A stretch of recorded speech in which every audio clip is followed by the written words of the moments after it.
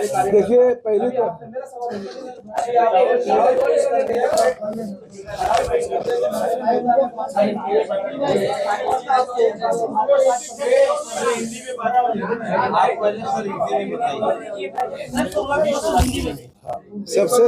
सबसे पहले मैं यही आपसे कहना चाहता हूं कि राज्य में 29 महानगर पालिका है और सब जगह पे महायुति हो, ऐसे वरिष्ठ सब प्रमुख नेताओं की ख्वाहिश थी और उस हिसाब से हम लोग सभी जगह पे चर्चा कर रहे हैं।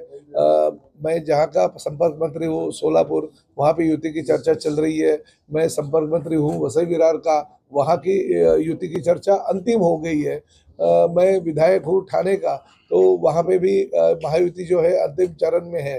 मगर मीरा भाईंदर शहर में जिस क्षेत्र का मैं विधायक हूँ वो चर्चा आगे बढ़ नहीं रही थी, तो भारतीय जनता पार्टी के नेता और प्रदेश अध्यक्ष रविंद्र चौहान जी ने एक पत्रक निकाला।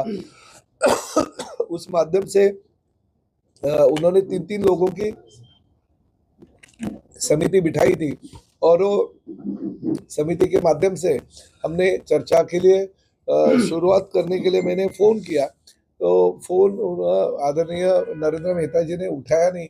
फिर मैंने रविंद्र चौहान जी को फोन किया, तो रविंद्र चौहान जी ने बोला आपकी क्या मांग है? तो मैंने बोला कि जैसे थाना में है वो भाई उसी तरह से यहाँ पे होना चाहिए, ऐसी मेरी मांग है। तो उन्होंने बोला उसके लिए तो वो तैयार नहीं है। मैंने बोला अगर आप राज्य स्तरीय नेता हो तो उनको समझाना चाहिए। अगर ठाणे के शिवसेना के नेता अगर मानते हैं तो मीरा भाईंदर की भारतीय जनता पार्टी के नेताओं ने मानना चाहिए। और इस तरह से उन्होंने फिर शायद उनको फोन किया रहेगा, तो मुझे फोन आया और बोले कि ठीक है आप बोलिए कभी मिलना है। तो मैं बोला चलो मुझे बताइए, शाम को कभी भी मैं आ जाता हूँ मीरा भाईंदर। तो उन्होंने बोला कि 5-10 मिनट में बोलता हूँ, मगर उन्होंने मुझे बताया नहीं। डायरेक्ट कुछ प्रेस कॉन्फ्रेंस आपके पास ली और कुछ शर्तें उन्होंने रखी थी। तो पहली शर्त थी कि जो शिवार गार्डन है वो हमें दे दो। भाई वो तो शिवार गार्डन किसका है, क्या है, कौन चलाता है, ये तो मुझे पता नहीं। मगर मैं भी फिर जरा थोड़ा सोचने लगा कि बाबा ये क्या चीज़ है, तो डीप में गया, कुछ कागजात मैंने मंगाए। तो पता चला कि 3/8/2004 में जो ठहराव हुआ था वो ठहराव पे आदरणीय नरेंद्र मेहता जी की सही है, जब भी वो उस महानगर पालिका में नगर सेवक थे।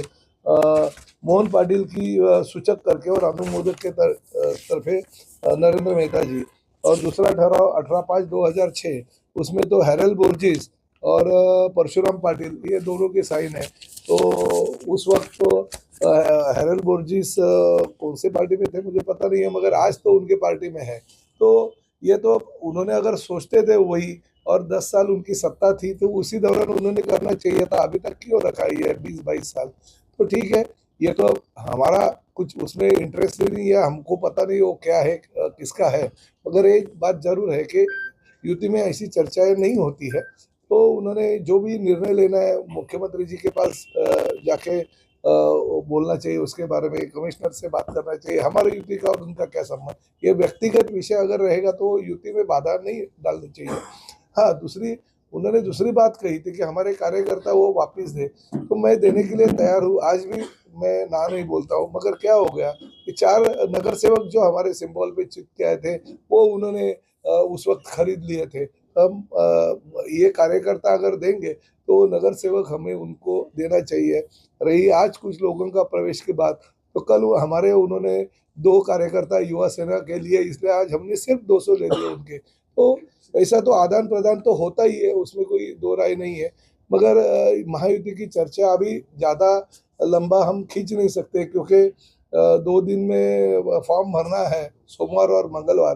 तो अंतिम कोई निर्णय तो लेना जरूरी है।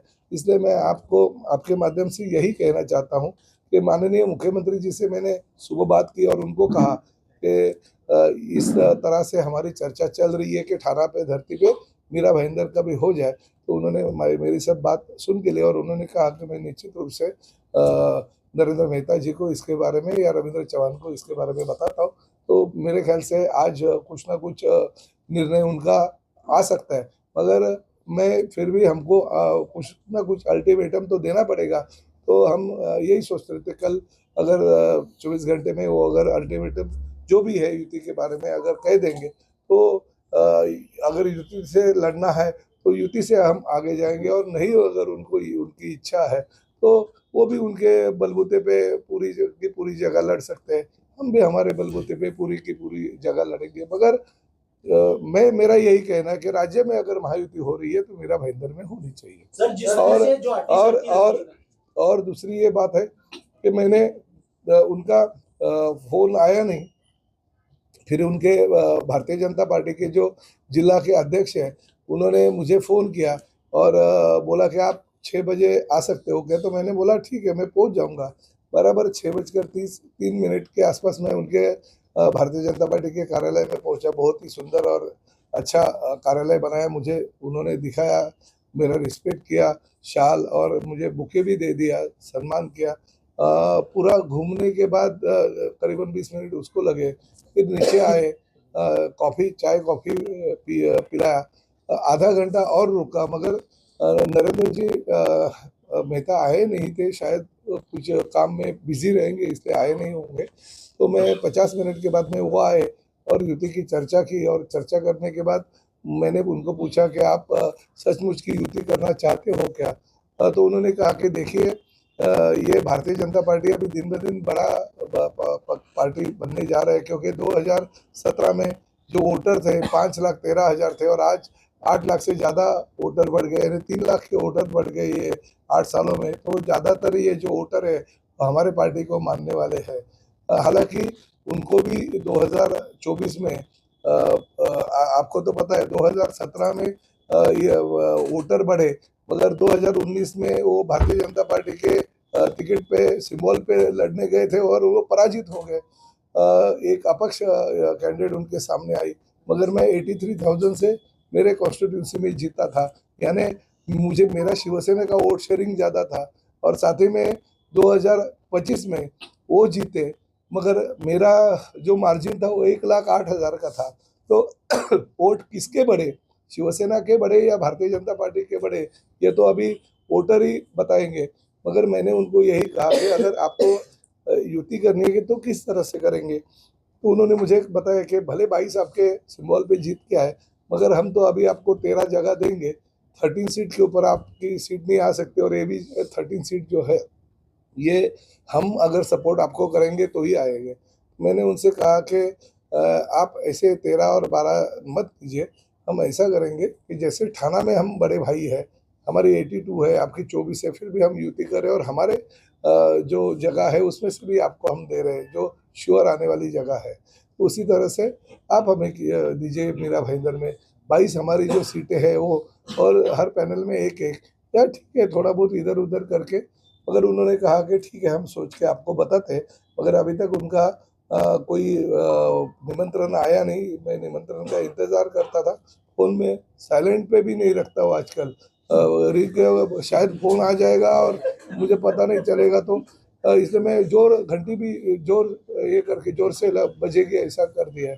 तो जल्दी से जल्दी उनका अगर फ़ोन आएगा तो मैं उनसे बातचीत करके अंतिम निर्णय लूँगा, क्योंकि आखिर तो आज नहीं तो कल दोपहर तक निर्णय तो लेना पड़ेगा, क्योंकि दूसरे भी कैंडिडेट है उनको भी कुछ ना कुछ तो बताना पड़ेगा कि फॉर्म कभी भर रहे हैं, क्योंकि कल और परसों 2 ही दिन फॉर्म के लिए है। क्या करेंगे सर? नहीं अभी देखिए ऐसे गलत मत सोचिए, कल तक का इंतजार कीजिए। आपकी तैयारी है? नहीं तैयारी तो भाई ये देखिए, तैयारी तो देवेंद्र शेलेकर की भी 95 जगह पे है, तो ऐसी तैयारी तो सब पार्टी को करनी पड़ती है, आखिर सबकी राष्ट्रीय पार्टी है। कल आपके मंच पे एक जैन मुनि आए थे और उन्होंने आपके मन से ही उस मन से ही विधायक नरेंद्र मेहता को लेकर काफी टारगेट किया और बहुत सी ऐसी बातें की इसके अंदर युति में कड़वाहट पैदा होती है। क्या कहेंगे सर उनका? नहीं देखिए कल का जो मंच था वो मेरा मंच नहीं था। पहली तो बात ये धर्म सभा थी, और धर्म सभा के लिए आदरणीय गुरुवर्य पंडित प्रदीप मिश्रा जी आए थे, और उनको मिलने के लिए सभी देश के अलग अलग धर्मगुरु आके उनको मिले। उसमें हमारे नीलेश चंद्र मुनि जी भी थे, तो सब लोग आते। हमने किसी को आमंत्रण दिया नहीं, तो उनकी जो भाषा रहेगी वो मैं तो सुना नहीं, आप जो बोलते हैं वो सही मानते हुए जो भी उन्होंने बोला रहेगा, मुझे पता नहीं। आखिर वो जैन मुनि है, पिछले बार भी जैन मुनि आए थे महापालिका के दौरान, इसलिए वो जो भी उनके समाज के लिए जो भी बातें अगर समाज के लिए करते रहेंगे तो उनका समाज सोचेगा उसके ऊपर। लेकिन उन्होंने कहा कि 36 कौम जो है राजस्थान 36 कौम उनका सपोर्ट शिवसेना को यानी आपको है, तो कहीं ना कहीं ये उनका एक राजनीतिक बयान नहीं आता है क्या? नहीं, मुझे उस बारे में पता नहीं है उन्होंने क्या कहा, मगर उन्होंने अगर ऐसा कहा रहेगा तो मैं उनका आदरपूर्वक उनको धन्यवाद देता हूँ कि उन्होंने हमें आशीर्वाद दिया। सर, युति की चर्चा करने के लिए जो 3 अटी शर्ती, आप कितने अटी शर्ती उनके मानेंगे? अरे बाबा, अटी शर्ती अभी रहा ही नहीं ना, मैंने मान लिया ना, मैं उनके कार्यकर्ता दे दूंगा। उन्होंने मेरे 4 नगर सेवक जो लिए देना चाहिए एक, और दूसरी जो है वो पहली बात तो शिवार गार्डन किसका है क्या है हमें तो पता नहीं है। हमारे एक आध कार्यकर्ता का अगर यह पदाधिकारी भले रहेगा भी, मगर देने का पवित्र काम जो है 2004 में उन्होंने ही किया ना, क्योंकि उनकी सही है। तो उस वक्त पवित्र ये काम करते नहीं तो ये मौका नहीं मिलता था बोलने का। तो ये पवित्र काम ऐसे ही अगर बहुत सारे किए हैं, उसमें से ये एक है।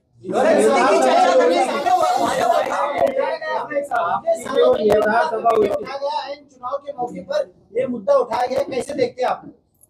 नहीं, मुझे और भी इन्होंने किधर किधर कहाँ पे साइन किया हुआ सब ठहराव लेना पड़ेगा, तभी मैं उसका जवाब दे पाऊंगा। आपने जो निर्धार सभा ली थी, उसी शिवार गार्डन पर ली थी, और वहीं पर आपके जो जिला अध्यक्ष जिला प्रमुख थे 156 के विक्रम प्रताप सिंह, इन्होंने बयानबाजी की थी। इसमें उन्होंने कहा था कि उन्होंने हमारे साथ दगाबाजी की है। ऐसे है, देखिए क्या होता है, ये इंडिविजुअल जो आरोप प्रत्यारोप होते हैं, फिर मुझे उन्होंने भी बोला कान में विक्रम भाई ने कि ठीक है, अगर मेरा इतना वो नाम लेते और शिवार गार्डन मुझे दे दो ऐसा बोल रहे हैं, तो उनका भी 7-11 मुझे दे दो, मैं ये उनको दे देता हूँ, ऐसा कुछ बोला है।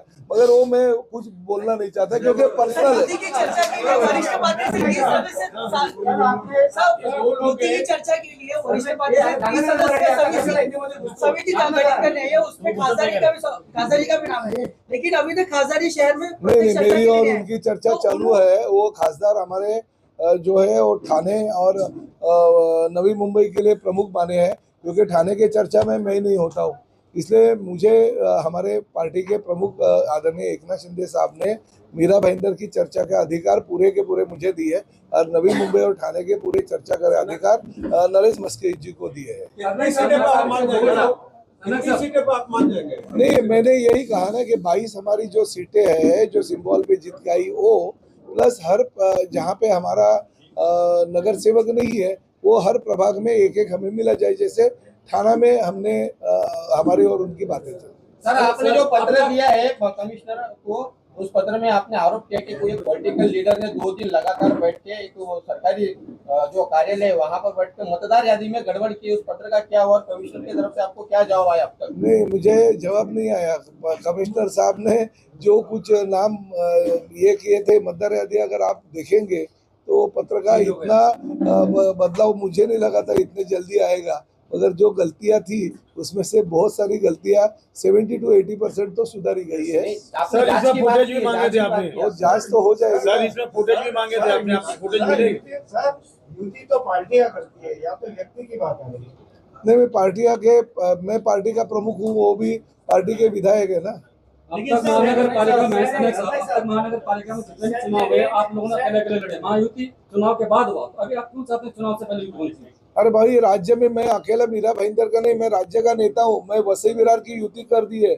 हम सोलापुर में जहाँ का मैं संपर्क प्रमुख हूँ, वहाँ पे 95% अभी युति की चर्चा अंतिम चरण में है। थाना का जहाँ का मैं विधायक हूँ, वहाँ पे भी युति की चर्चा अंतिम चरण में है। तो मीरा भाईंदर ही क्या अलग है?